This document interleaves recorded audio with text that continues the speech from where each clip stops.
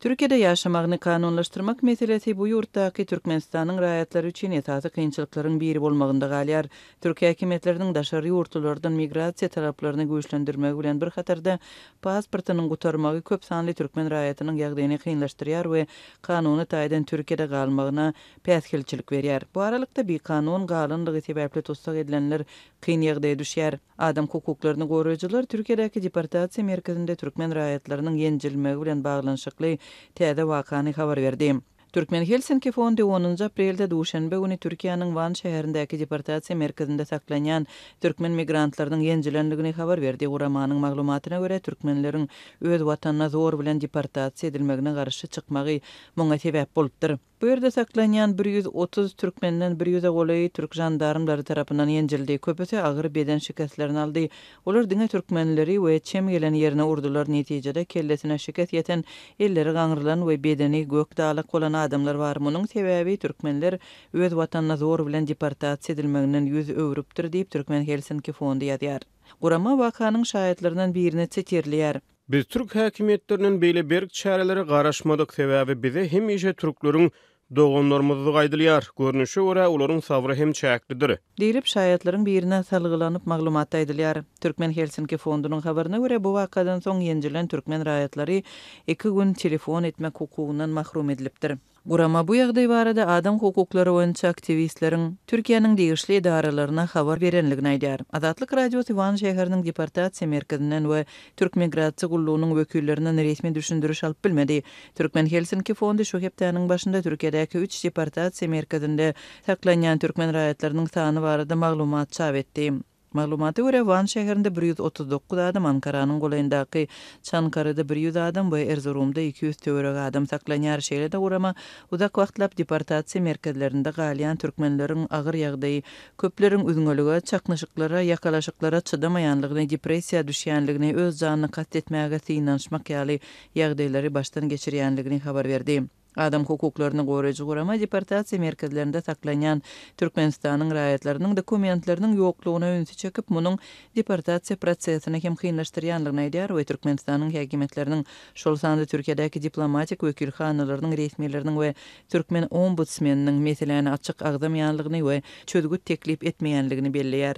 Türkmenistanyň häkimetleri şol sanda Türkiýedäki diplomatik wekilhanalarynyň resmileri migrantlaryň problemalaryny açyk kommentirlemeýär we statistikany çap etmeýär. Bu aralykda Türkiýede gazanç üçin galýan türkmen raýatlarynyň bu ýurtda galmagyny kynlaşdyrýan esasy mesele köpçüligiň pasportlarynyň möhletiniň gutarmagydyr. Türkmenistan öz raýatlaryna daşary ýurtlarda pasport bermeýär. Türkmen Helsinki Fondunyň başlygy Täjegül Begmedov munyň türkmen raýatlarynyň pasportly bolmagyna esasy päsgilçilikdigine öňsü çeker. Halkara hukugyna görä türkmen elçihanalary we konsullukları raýatlaryň pasportlaryny daşary ýurtdaky öz wekilhanalaryny täzelemeli. Türkmenistanyň diplomatik wekilhanalary raýatlaryň möhleti geçen pasportlaryny 2022-nji ýylda wagtlaýyn uzaldyp başlapdy. Meseleniň bu wagtlaýyn çözgüdi koronavirus pandemiýasy wagtynda öz watanyna seýahat etmek mümkinçiligini ýitiren türkmen raýatlary üçin girdilipdi we 2024-nji ýylyň ahyrına çenli göz öňünde tutulýar. Migrantlar bilen iş salışýan türk aklawçysy Murat Erşahin bu meselede öz çözgüdüni hödürleýär. Erşahin YouTube'da yerleşdirilen videosunda türkmen raýatlarynyň pasportlarynyň diňe 2024-nji ýyla çenli uzaldylanlygyny belliýär we geljekki 2 ýylda Türkmenistanyň raýatlarynyň pasport almakdaky problemasynyň hasam çylçyramlaşjakdygyny çak edýär. Aklawçynyň pikiriçe, şeýlelik bilen köpçüligiň möhletiniň gutarmagynyň öňü tirasynda pasportlary çalışmak üçin birden ýüzlenmegi tolgunçluk döredip biler we dokument almak işini ýa-da testirer. İstanbul'dan uzatılan pasaport 2-nji aýda, ýani geçen aý uzatılmış. Kaç defa? Diňe İstanbul'da şu ýylyň fevral aýyna çenli möhleti uzaldylan pasportda türkmen raýatlarynyň sany 116.694 adam bolup ýakyn wagtda 120.000-e ýetipler.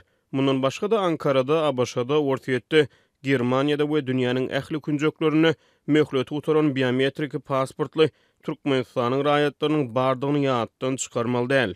Bunun Ankara'sı var, Almanya'sı var, Rusyası var. Herkes pasaportunu uzattı. Dip Erşahin aýdýar. YouTube'da yerleştirilen videosunda Murat Erşahin türkmen raýatlary üçin çykalgy hökmünde ýaşamak üçin ihtiýarnamaty ýa-da iş wizasy gutarmanka biometrik pasportynyň möhletiniň soňuna garaşman dessine Türkmenistana gitmegi, täze pasport almak üçin ähli proseduralary geçmegi we gaýdyp gelmegi maslahat berýär. Aklawçynyň pikiriçe şeýleden türkmen raýatlary ýakyn ýyllarda Türkiýede kanuny ýagdaýda ýaşamaga mümkinçilik alar. Bu aralykda Türkmenistanyň içinde pasport almak isleýänleriň uly nowatlary saklanýar. Käbir vilayatlarda daşary ýurt pasport üçin ardalaryň kabul edilmegi we pasportlaryň taýýarlanmagy ýa-da süýşürilýär şeýle hem pasport bermek barada ardalaryň online hasaba alınmagynyň toktadylandygy habar berilýär. Adam hukuklaryny goraýjy Täjegül Begmeýedow Türkmenistanda pasport almakdaky kynçylyklardan başga da türkmen raýatlarynyň ýurduna dolanmagyna başga da päsgilçilikleriň bardygyny aýdýar. Gazanç üçün yurdun daşında galyan raýatlaryň watanyna dolanmagy olaryň özlerini we ýakynlaryny eklenç çeşmesinden mahrum edýär. Bundan başga da izine gaýdyp baran türkmen raýatlarynyň daşary ýurt opozisiýasy we aktivistler bilen aragatnaşygy barada uzak wagtlap soragy çekilmegine degişli ýagdaý köp boldy.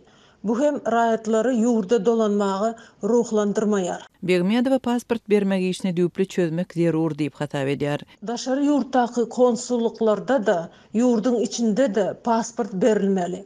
Bu ýurda bar bilýän raýatlary şol ýerde galanlary daşary ýurtlarda pasport almaga mümkinçilik döreder. Bilelikde bular meselany has aňsat çözmäge mümkinçilik döreder. Pasport almakdaky kynçylyklara garamazdan Türkmenistandan migrasiýa akymy ýokary bolmagyny galýar. İşsizlik hem korrupsiýa zerarly köpler iş gözläp ýurtdan çykmagyň ýollaryny gözleýärler. Wiza düzgünligiň girdilenligine garamazdan Türkiýe henizem Türkmenistanyň raýatlary üçin meşhur ýurt bolmagyna galýar. Gararsyz çeşmelere görä Türkiýede jemi 1 milliona goly türkmen raýatynyň bolmagy çak edilýär. Resmi maglumatlara görä Türkmenistanyň diňe 222 müňden sähel gowrak raýaty Türkiýede kanun esasynda ýaşaýar.